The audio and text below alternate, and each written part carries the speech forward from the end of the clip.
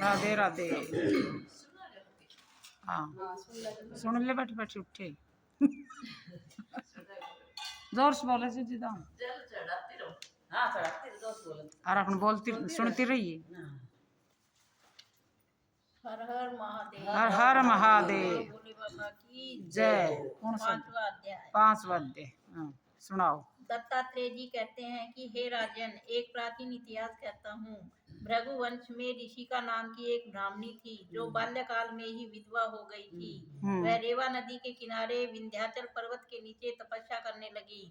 वह जितेंद्रिय, सत्यवक्ता, सुशील, दानशीला तथा तप करके देह को सुखाने वाली थी। वह अग्नि में आहुति देकर उच्च वृत्ति द्वारा छठे काल में भोजन करती थी। वह वल्कल धारण करती और संतोष से अपना जीवन व्यतीत करती थी। उसने रेवा और कपिल नदी के संगम में 60 वर्ष तक माघ स्नान किया और फिर वहां पर ही मृत्यु को प्राप्त हो गई। माघ स्नान के फल से वह दिव्य 4000 वर्ष तक विष्णु लोक में वास करके सुंद और उपसुंद दैत्यों के नाश करने के लिए ब्रह्मा द्वारा तिलोत्तमा नाम की अप्सरा के रूप में ब्रह्मलोक में उत्पन्न हुई।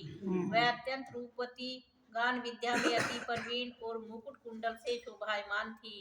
उसका रूप, यौवन और सौंदर्य देखकर ब्रह्मा भी चकित हो गए। वह कुमारी तिलोत्तमा रेवा नदी के पवित्र जल में स्नान करके वन में बैठी थी।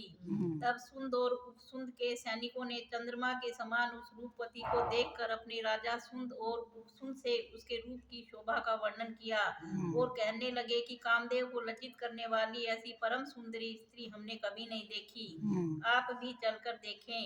तब वह दोनों मदिरा के पात्र रखकर वहां पर आए जहां पर वह सुंदरी बैठी हुई थी और मदिरा के पान से विवल होकर काम पीड़ा से पीड़ित हुए और दोनों ही आपस में उस स्त्री रत्न को प्राप्त करने के लिए विवादग्रस्त हुए और फिर आपस में युद्ध करते हुए वहीं समाप्त हो गए।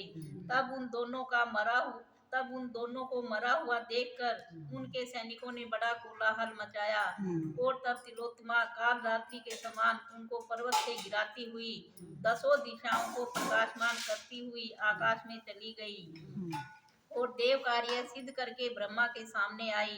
तो ब्रह्मा जी ने प्रसन्नता से कहा कि हे चंद्रवदनी, मैंने तुमको सूर्य के रथ पर स्थान दिया। जब तक आकाश में सूर्य स्थित है, नाना प्रकार के भोगों को भोगो। सो हे राजन, वह ब्राह्मणी अब भी सूर्य के रथ पर माघ मास स्नान के उत्तम भोगों को भोग रही है। इसलिए श्रद्धावान पुरुषों को उत्तम गति पाने के लिए यतन के साथ माघ मास में विधि पूर्वक स्नान करना चाहिए। हर हर महादेव। जय।